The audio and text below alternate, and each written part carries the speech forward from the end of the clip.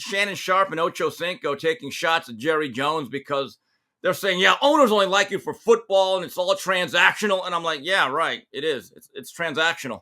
You're a player. You have a contract. You live up to it. And they're talking about how, well, they don't really like you for what you are. They like you for what you can do to them. Right. Shannon, welcome to life in the big city.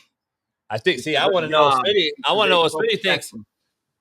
If Michael Irvin was asked those questions, I think he would defend Jerry, no?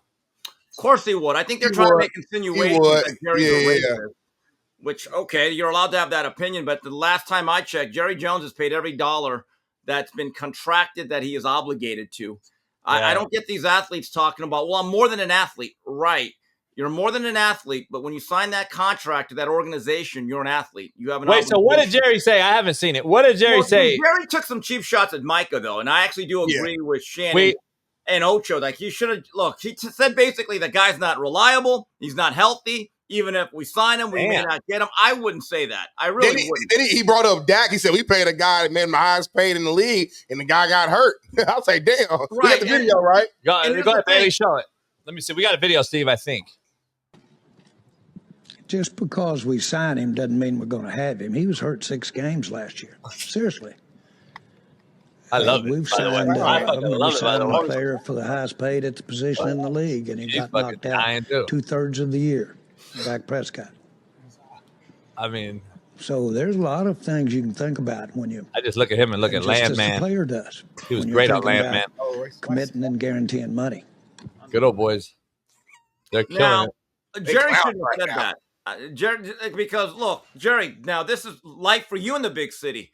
It's football. It's a collision sport. Right. Guys get hurt. None of these guys have gotten hurt on purpose to sit out. Okay. Right. But for Shannon and Ocho, oh my God, they don't like us for what we are. They don't have to. They don't have. Shannon, you were not signed to millions of dollars for your winning personality and your $1 million watt smile. You were signed to that money because you were an all-pro tight end. Get over it. Stop bringing this whining attitude to athletes. Toughen these guys up saying, hey, guys, play football, invest your money. Don't be a sad story. But this whole thing, Jerry Jones don't like you for who you are. He doesn't have to. It reminds me of a story. Mickey Duff was in a litigation, this famous boxing manager with Lloyd Hunnigan. They're in court. And Lloyd Hunnigan and his people are saying, well, Mickey Duff really didn't like us. So Mickey Duff goes, time out, sir. So he tells the judge, come here. Can you bring me my contract? So he starts reading over it. And the judge goes, Mr. Duff, what's going on here? I goes, oh, I'm sorry, Judge. I've been reading my contract. It says nothing here that I have to like this guy. And listen, Jerry needs a win. He's feeling the heat as he gets older. Cheap shot by Jerry, though. That was unnecessary. I wouldn't have said that if I'm Jerry. Yeah, I actually like it.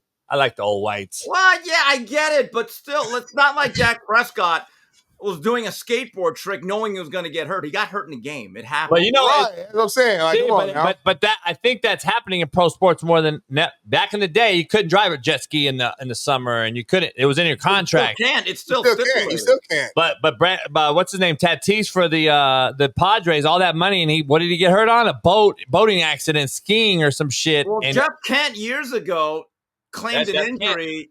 Came from, he said, washing his truck and he fell off the bed of it, and it wasn't the truth. Yeah. Well, I've been meaning to ask you this, Coach.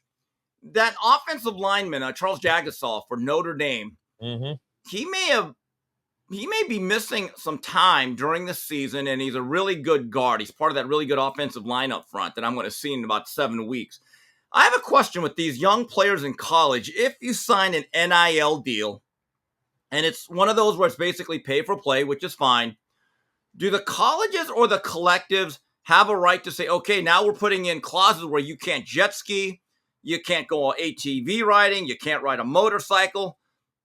I mean, this is pro sports now, right? Steve, it used to be that way, and they didn't make this money. If I'm paying a guy this crazy money, I'm going to have to put something in there. I'm not saying just be no fun police, but damn. I'll count my pockets.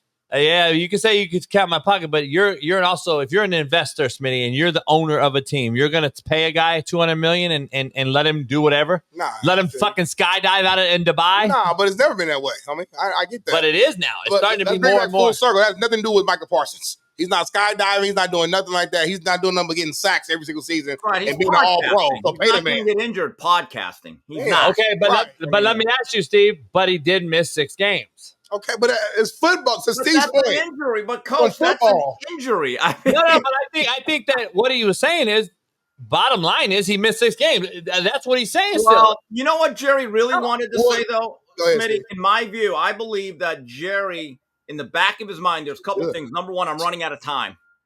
Okay, we all run out of it. That's number one. Number two, during the playoffs, Micah Parsons has not stepped up, and his run defense, it ain't exactly elite. I think that's what he's saying.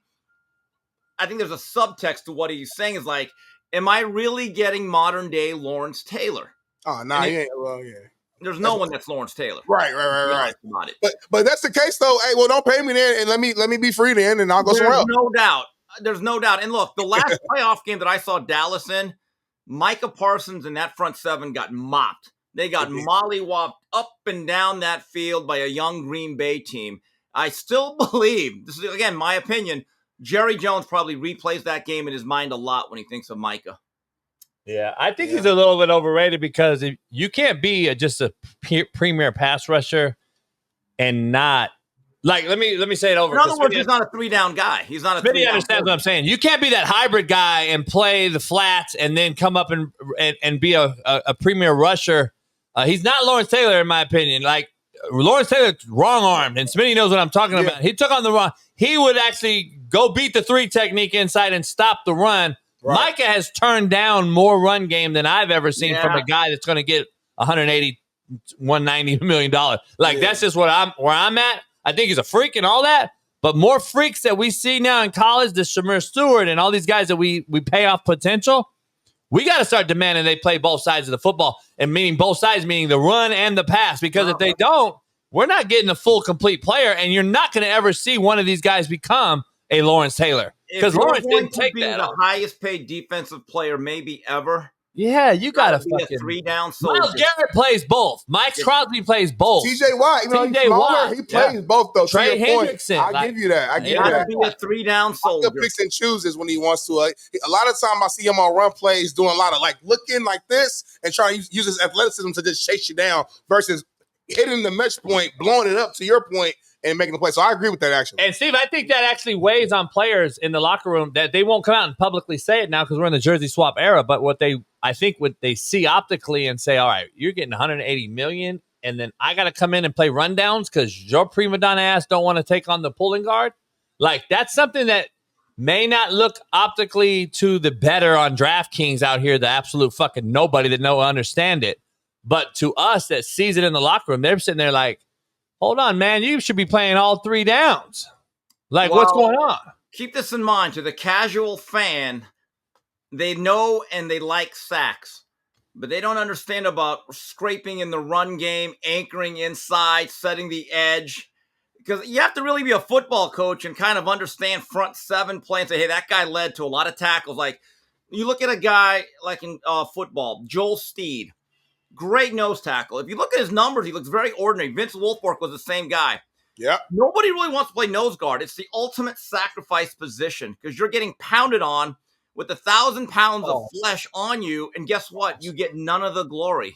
Yeah. I'm so glad you said that, Steve, because like you said, the casual fans just don't know. Even I played D-line. So, like, again, you look at my stat line a lot of times. I got 4.5 sacks my junior year. That's not amazing. But, again, when you watch the tape, you understand the impact that you make by just simply playing the block the right way, staying in your gap, freeing up that linebacker, taking on that double team. It's little nuances to where if you don't play it or you don't understand it, you just won't know. So that's a hell of a point. Warren Sapp said something. He said, I would never go to a team that'd make me play nose guard. And he said part of the reason is, he goes, number one, there's never really been a true nose guard that's ever made the Hall of Fame. He goes, I had aspirations. I wanted to get sacks. Let me be a 3 tech. I can make a living. I could be a big name. There's never been a big name nose guard if you really think about it. Wilfork will make it, right? Might. I mean, he's been on the ballot a few times, but that's another guy you have to really understand his value. Yeah. It takes a Bill Belichick to say, hey, this guy may have been the most important guy on my defense. Man, he had some great feet, too, at that size. Right. His feet were so fucking good. I don't think we want to have that macro conversation with some of these people in the chat because they won't understand what it is. First of all, the nose guard position is really, unless you're in an over-eagle front, which is 4-down linemen, and have a huge bubble B gap. So you basically have a nose, a 3, and a 5 on the same side, which is called an eagle. Yeah. Other than that, you're in an odd front, a 50 front, 2 bubble B gaps. That means you have a nose and 2 5 techniques, and then you have 2 walk-up guys. How many guys truly played an odd front that was successful? The Ravens? Bruce Smith as a 3-4 end. Yeah. It's the most impressive thing to get that many sacks. 200 sacks, Steve. That's a 3-4 end is insane. Yeah, but the thing is, they ran. See, the thing is, if you really like him having 300 sacks, really, is. For him to be a 3-4 end, that's amazing. The problem is, if you watch that old shit, you'll see him bump into what now we call a lot of 4-eye and really a lot of bare front, which to the common fan looks like a 3-4, but it's not. If there's a 3 or a 4-eye in there, it's some sort of 40 front. That's how we would classify it on offense. If somebody's touching the guard, it's not an odd. So, like, that's where I think people get confused. You can do things to confuse O-line. Saragossa, the Ravens ran a odd. The goose, yeah. And the New England Patriots, I mean, they used to put Willie at nose in that crazy hybrid when Belichick would stand them all up and Romeo Cornell. They would stand guys up walking around the line of scrimmage. They used to do crazy shit. Rex Ryan ran an odd, buddy. That's really what the 4-6 defense is, that bare front. And what we know as a 4-2 stack is really just 30 front, 30 odd. It's a third odd. And Jeff Fisher invented it, contrary to belief. So a lot of people don't realize. So there's a lot of nuances to the 50 and the odd, and that's why a lot of cats sacrifice. Sam Adams. Sam Adams is another guy. Absolutely. That's why a lot of cats don't get that nose guard, because the nose in a true 50 had the double A gap guys, Smitty. They were a double A gap guy, what we call a 2-gapper. Yeah. So they were a 2-gapper. Cortez Kennedy back in the day was a tilt. So we used to run a 40 front with a tilted nose. So he would kind of tilt his ass and he'd be in A gap. And there's different nuances, but nose guards, just to your point, I don't know if they I played nose in high school. I loved nose in high school because I was stronger than everybody. So my job was just to beat the center's ass. I didn't care about my stats. My job was to put the center 4 yards in the fucking backfield and cause chaos, and that made everybody else's job easy, and I loved it. Guys, going back to Micah Parsons, something I told you about 7-8 months ago. I know someone that talked to someone in that organization, and their exact words was relayed to me was, if Micah Parsons doesn't re-sign with the Cowboys, there'll be less than 5 people that'll actually miss him outside of Sundays. Damn. So I don't think it's just, and I do think there's been a couple of players, coach, that have sniped at him about the podcast. I know. So there's some Emmitt Smith, a couple legends. Emmitt Smith, like, it's kind